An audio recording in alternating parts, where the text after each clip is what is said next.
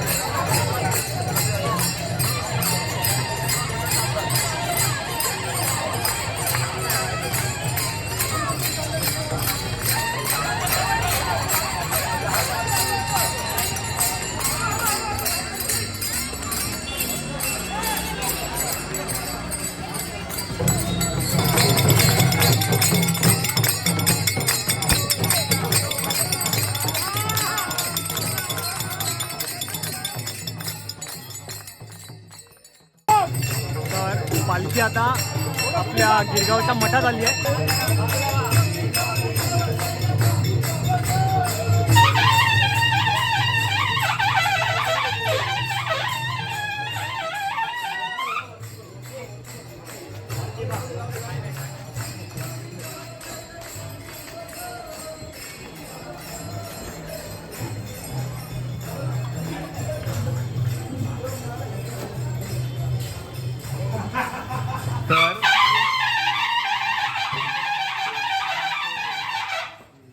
आता आपल्या गिरगावच्या स्वामींच्या मठात आली आहे.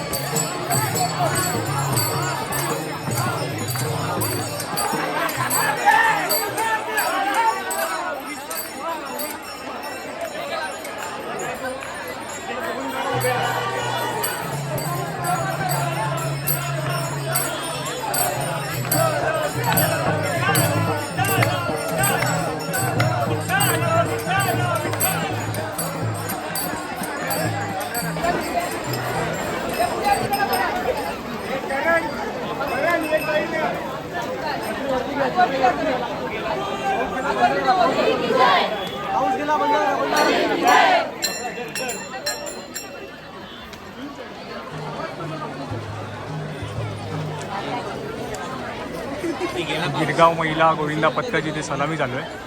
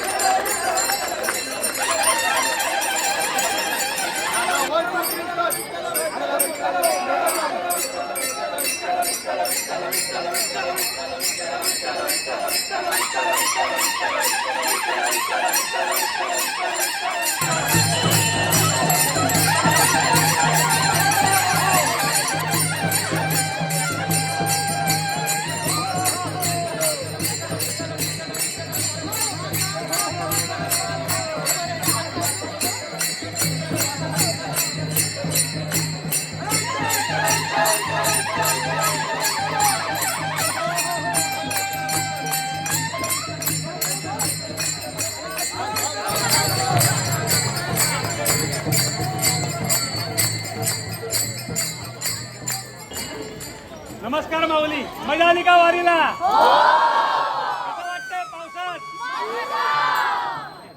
यावर्षी तुम्ही बघितलं असेल आळंदीला इंद्राणीला एवढा मोठा महापूर आला. तुम्ही सर्वांनी वर्षानुवर्ष कथा ऐकल्या असतील. ज्ञानेश्वरांनी रेड्याच्या तोंडून वेद म्हणवले होते. कोणी ऐकलं? आपल्यातलं कोणी बघितलं होतं का? पण आपण विश्वास ठेवलेला माऊलींच्या कृपेने. त्यानंतर माऊलींनी ज्ञानेश्वरी लिहिली, माऊलींनी संजीवन समाधी घेतली. असे माऊलींचा जन्मच हा जो आहे हा पूर्णचा पूर्ण चमत्कार आहे. आपल्या वाट्याला काय आलं असेल तर यावर्षी जेव्हा वारी त्या डेट जवळ आल्या, सप्तमीला तुकोबा महाराज देहूवरून निघाले, अष्टमीला ज्ञानोबांची पालखी आळंदीवरून निघणार होती. शासनाने सुद्धा बंधनं घातली की यावर्षी आळंदीमधून पालखीचं जे प्रस्थान होईल ते निवडक वारकऱ्यांसोबत होईल.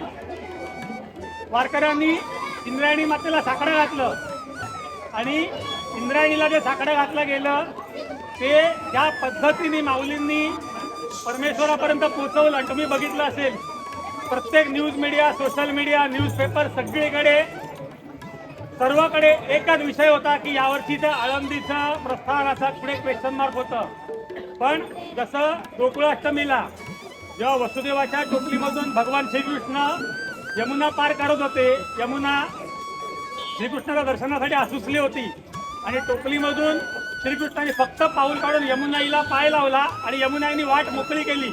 तशी यावर्षी इंद्रायणीने आळंदीला माऊलींच्या प्रस्थानासाठी वाट मोकळी केली. हे आपण आपल्या डोळ्यांनी बघितलेलं आहे.